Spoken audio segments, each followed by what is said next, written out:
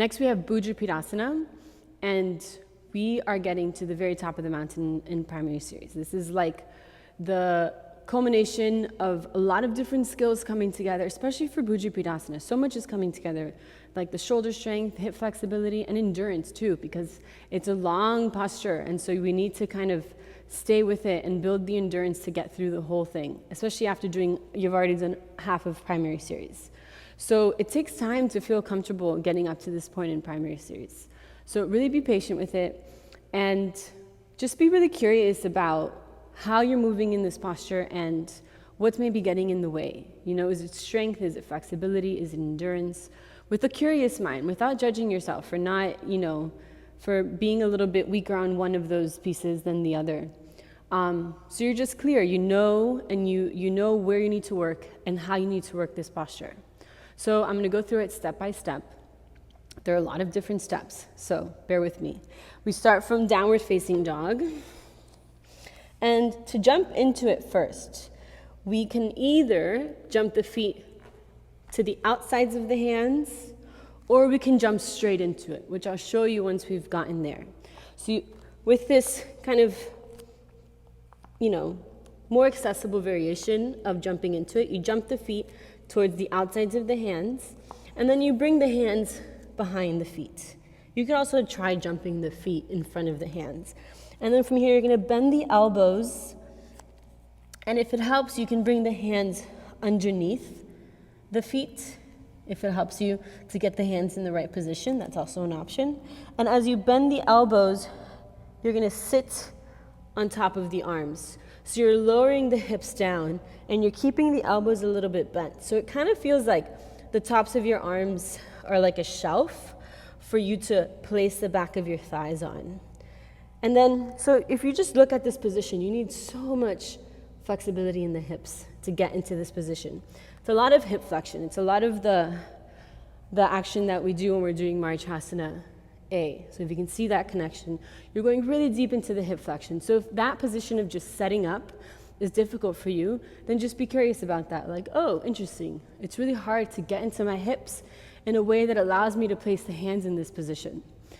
And so it's going to be, the more difficult that action is for you in the hip, it's just going to make the rest of the posture a little bit more uncomfortable, but it's okay. It doesn't mean you can't try.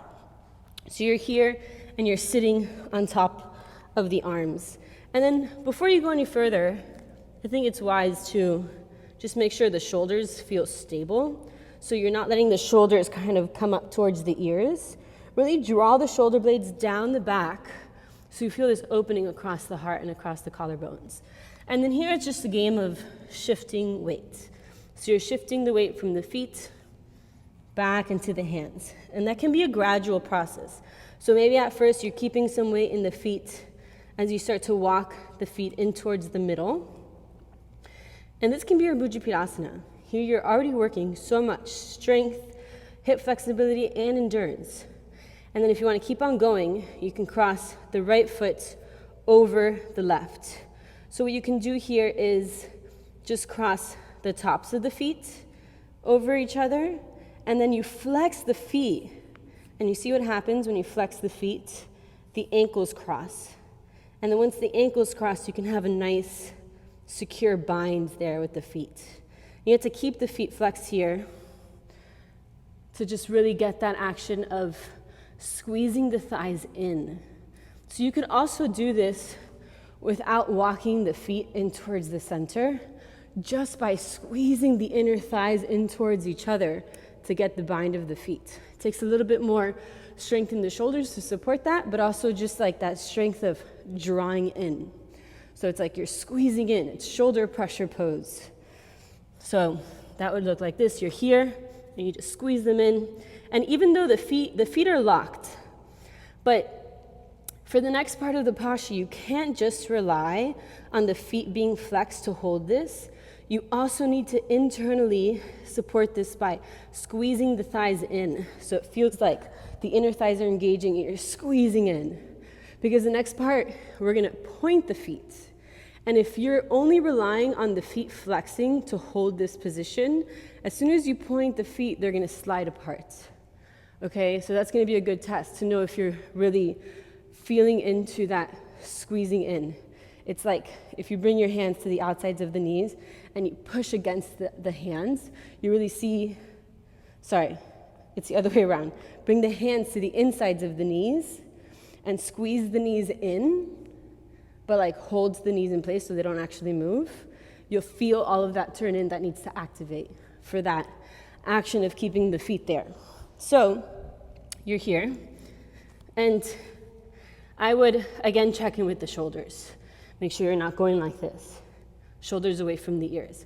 And also notice like how far forward my chest is. A lot of times I see people not bring the chest forward enough, and so they aren't able to just find that balance from the beginning before we even go down to the floor. When you're moving into this, you need to bend the elbows and keep the chest forward, right? I think there's a tendency to come into this, straighten the arms, and fall back, yeah? So you need to keep the elbows bent from the beginning and bring the chest forward so you feel that balance point, right? The balance point being the hands is the center point. And throughout this entire posture, you're gonna see, even as we go down, you need to constantly have this counterbalance in the front of the hands as behind the hands. So it's like the chest and the hips are sort of balancing around the hands as that center point. Okay, as we go down, first we're gonna point the feet, like I mentioned, so the squeezing in, and bend the elbows so that you start to come towards the chin. And when you're coming down, I like to think about bringing the lower part of my leg, my shins, into the crook of the elbow. So the feet are gonna be reaching back and the shins are gonna come into the elbows as you lower down. And you wanna keep this strong so that you don't collapse down onto your chin. It's so tempting to just collapse down onto the chin and just rest all of the weight into the chin. I'm totally guilty of doing that. I've done that so many times. But it doesn't feel so great for the neck. And then you're also missing out on an opportunity to really engage and strengthen through the shoulders. If going all the way down to the chin is difficult for you because either the strength isn't quite there or maybe it bothers the wrist, this could be a posture that's a lot on the wrist, then you could also bring the top of the head, the forehead, or the top of the head to the mat. Or you could even, since I have a block here, you could also bring something, one of those parts of your bodies, to the block. You kind of just had to play around with where to put the block here. So when you're here though, you want to have like, not all of the weight in the head, but not all of the weight in the hands either. So you're gently resting the head, the forehead, or the chin on the block or on the floor, but you have a lot of the weight in the hands so that when it's time to come back up, it's not like super, super difficult. If you dump all of the weight into the chin, coming up it's just gonna feel like very forced, you know? It just might be harder than it needs to. But if you maintain that engagement where you're not dumping all of the weight forward, then coming up might feel a little bit more accessible, although it's harder to hold that. So it's sort of like one of those situations in Ashtanga where the harder ways ends up being the easier way, but then it's just like, what is easier? I don't know. Let's see, it's all pretty hard. So you're here, and then when you're ready to come up, you want to think about bringing the weight forward.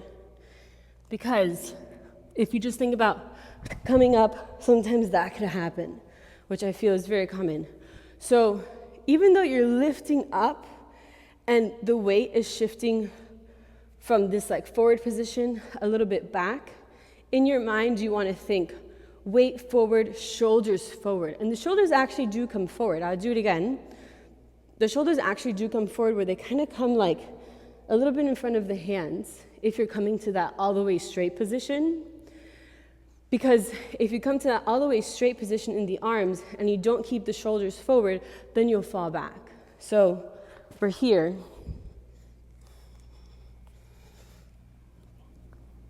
Come up, come all the way to the straight position, and the shoulders need to come forward. If you come back to the elbows a little bit bent, that's okay too, but the chest needs to stay forward.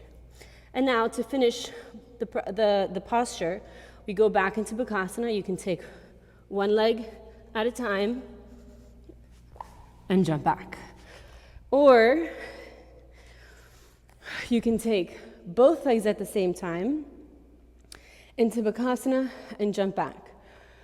So something that comes up a lot with this posture is, how can I get the legs around so that when I get to Bhujapidasana, I don't feel so low? Because oftentimes it feels like the knees are kind of like falling really far down the arms, more so than they normally would if you were to set up Bhujapidasana like from a normal position like this.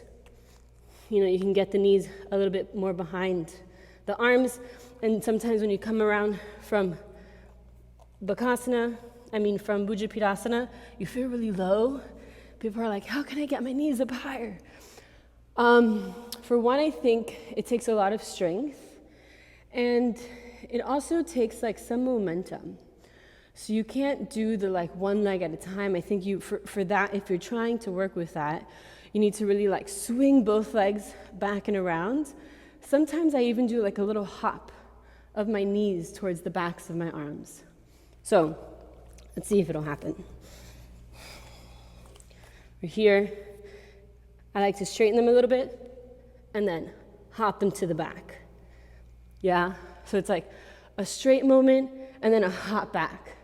You have to be super strong in the arms in order to like allow that lightness to come in for the hop to happen. If you're not super stable, then it's just going to be impossible. That's not super necessary. I think that kind of comes with just working all of the strength things and flexibility things in Ashtanga, but it is a fun thing to try to like make happen and experience. It can be fun. It can be fun, but just don't be too disencouraged if it doesn't happen, because it's hard. I think just getting the legs back around to Bhujapidasana can be a really big deal. And just to finish that, because at that point, you're so tired that if you can even just get to that point and then also jump back into a chaturanga, like that's so awesome. One more thing I want to go back to, I said I would, is the entry into Bhujapidasana. If you're ready to move beyond that point of just jumping the feet to the outsides of the hands. And so we're, as you would imagine, just jumping the legs over the arms to this position with the legs crossed. And so notice you need to get your body into the position we talked about as quickly as possible. And that position is the chest forward, the elbows bent. And that can be scary because people feel like they're gonna fall on their face, which is a totally reasonable fear. But I've very rarely seen that happen. Mostly people will step their foot out in front before that happens as a reaction. They'll put their foot down. You can always just put a pillow in front of you. That's what you're scared of. But I'll do it one more time so you can see. Chest forward, elbows bent. So you land on soft elbows. All right, and then talk about some variations. Is Malasana, yogic squat. Like, for example, if you're doing a full primary series class and Bhujapidasana is just like not happening yet, or it's not something that's part of your practice, you could just stay in Malasana the whole time, and then maybe catch up in Bakasana if you want to try Bakasana.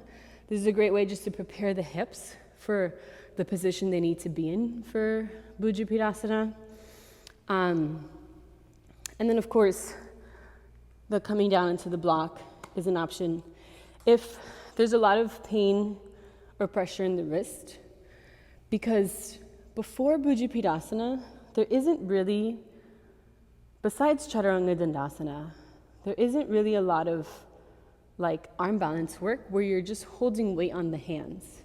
So I find actually super often where students are just complaining about their wrists because there hasn't been really anything before this point in primary series that prepares the wrist for such an intense posture like Bhujapidasana.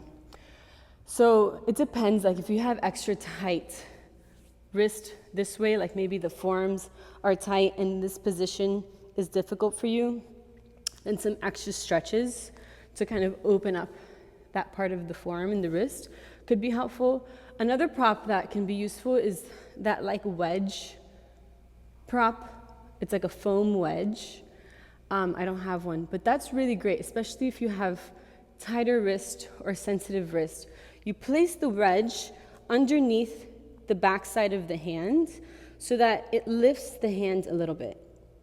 And what that does is it minimizes the angle on the wrist so it's not so extreme. And so that can alleviate some wrist pain. And another thing is just to kind of like take this bit by bit while you're learning it. You know, maybe do the first part, take a break, not take a break, come out of it. Do the second part of coming down and coming up, come out of it. And then do the last part of bringing the legs around to Bakasana and jumping back. Or maybe you're not jumping back at first. So this is one of those postures where you kind of just like, you know, add on to it and refine bit by bit until it all kind of just comes together and is this like flowing motion of, maybe I'll do that for you so you can see. This flowing motion of jumping, folding, coming up, and jumping back. So to look something like this. 1, 2, 3, 4, 5.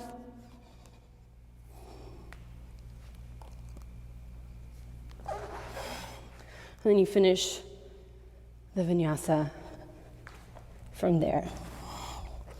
All right, good luck. We're at the top of the mountain.